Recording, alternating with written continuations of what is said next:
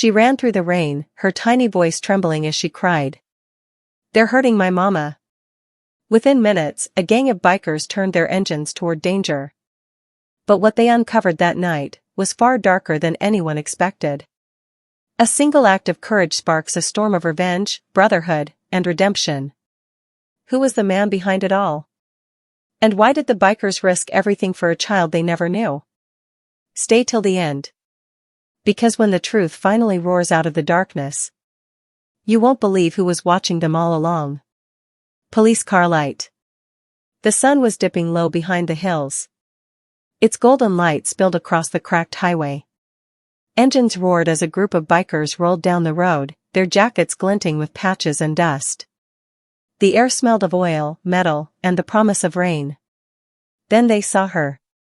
A little girl. Barefoot. Tears streaking her dusty cheeks.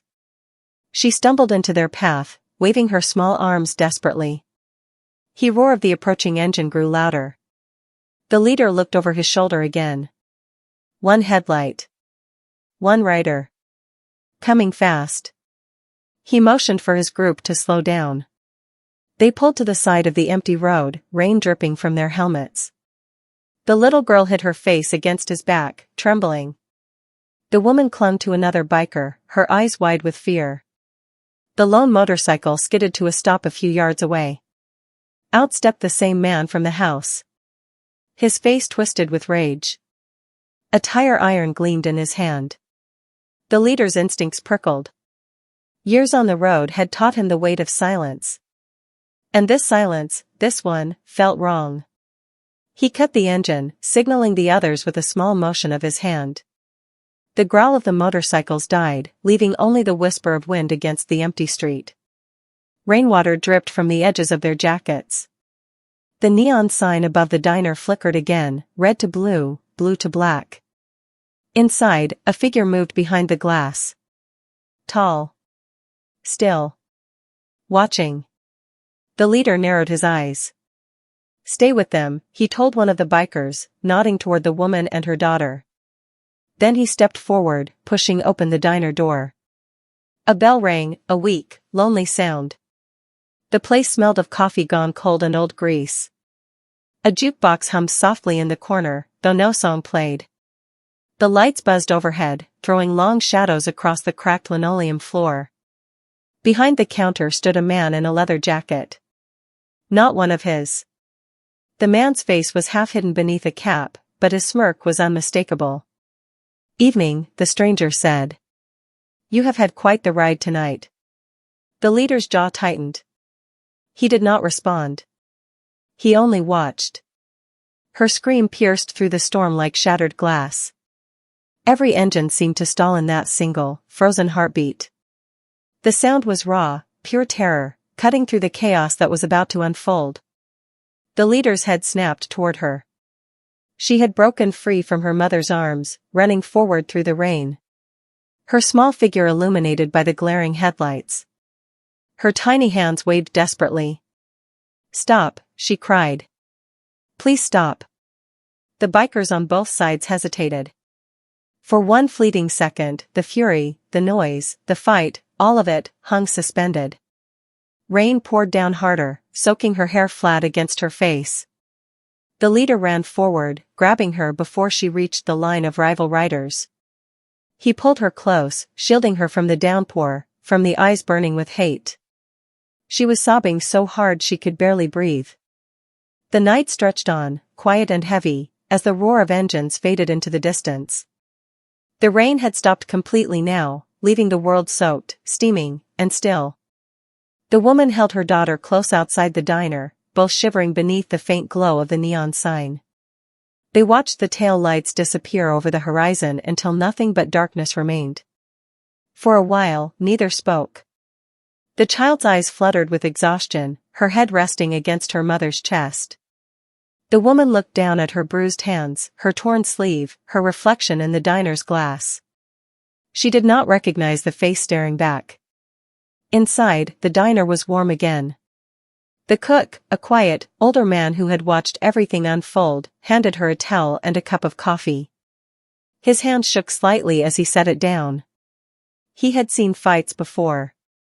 But not like this. Not with angels in leather and steel. He nodded toward the road. They were not just passing through, he said softly. They were searching for something. The woman smiled faintly, her voice barely above a whisper. I think they found it. Hours passed. The child fell asleep in a booth, wrapped in an old blanket. The mother sat beside her, staring out at the mist rising from the asphalt. For the first time in years, she did not feel trapped. The phone's cold glow faded in his palm.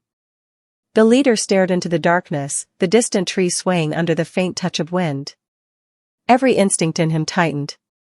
That voice, low, deliberate, and calm, did not belong to a man easily ignored. He had heard it once before. Years ago. In a place he swore he would never return to. He crushed the cigarette beneath his boot and glanced back toward the motel. Inside, his brothers were asleep, their bikes parked in a perfect line under the flickering light. The night was still, almost peaceful. But his gut said peace never lasted long. He walked quietly along the lot, scanning the tree line. A branch snapped. Soft.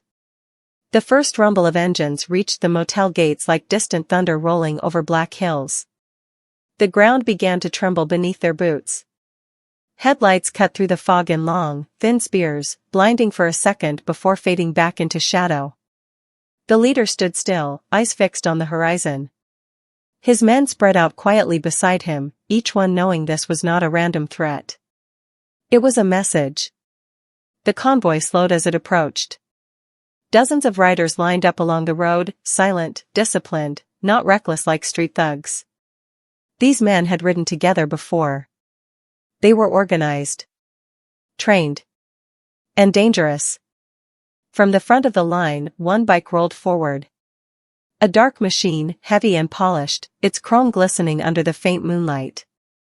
The man riding it wore a black helmet with no markings. When he stopped, he removed it slowly. His face was sharp, clean, cold. Not a stranger. Not at all. The leader felt something twist deep in his chest. It was him. Derek, the man said, voice steady and smooth. It has been a long time. The name hit the night air like a whisper through smoke. None of the younger bikers had ever heard it before. The leader hadn't used it in years. But now, from this man's lips, it sounded like a curse brought back to life. Marcus, the leader, Derek, replied. I thought you were dead. Darkness swallowed the world whole. The neon sign sputtered, hissed, then died with a faint pop. For a heartbeat, there was nothing but the sound of engines and rain. Then came the first impact. A rival bike slammed into the lot, tires screaming across wet asphalt. Mud and gravel flew. Metal crashed against metal.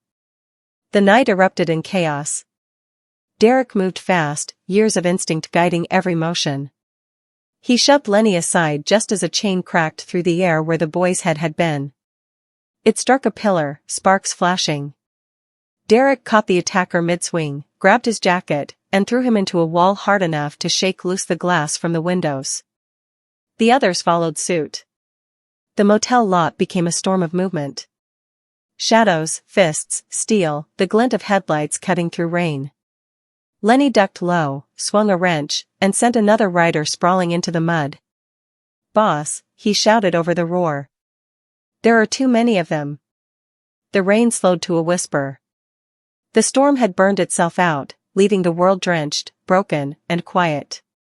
Derek stood beneath the motel sign's last flicker of light, staring at the body laid before him. His brother in arms, his family, gone. The message pinned to his chest bled crimson into the water pooling on the asphalt. Lenny approached slowly, eyes wide, voice trembling. Boss, what does it mean? Derek's gaze lifted toward the dark road stretching into the trees. He could still feel Marcus out there, somewhere, watching. Waiting. It means he will not stop, Derek said quietly. Not until he destroys everything I have left. The others gathered around, silent, their faces streaked with rain and soot. None spoke.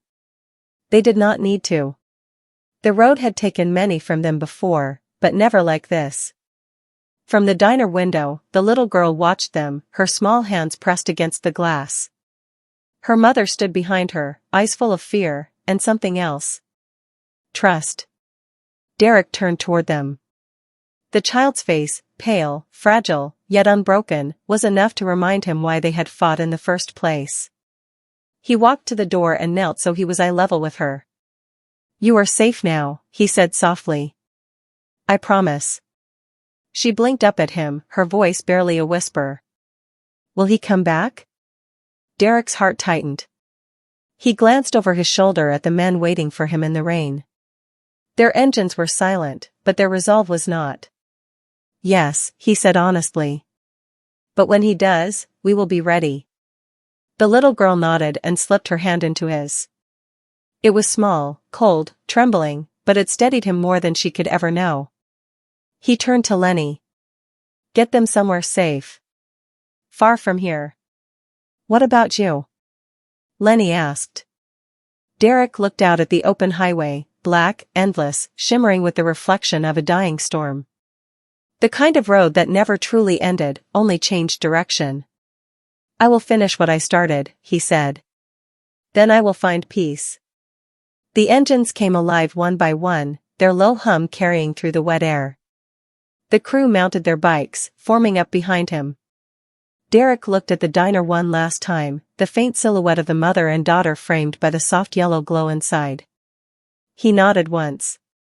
Then he turned back to the road. The rain had stopped, but thunder still murmured in the distance, far away, like a heartbeat fading into the horizon. He twisted the throttle. The bikes rolled forward together, cutting through puddles, heading into the dark. No glory. No applause. Just the promise of unfinished business, and the sound of engines echoing into the dawn. Behind them, the motel lights went out for good. But for the woman and her child, morning came quietly. A soft light spilling through the clouds. A whisper of peace returning after the storm. And somewhere on that long, empty highway, Derek rode on. A man marked by loss. Guided by purpose. And redeemed not by vengeance.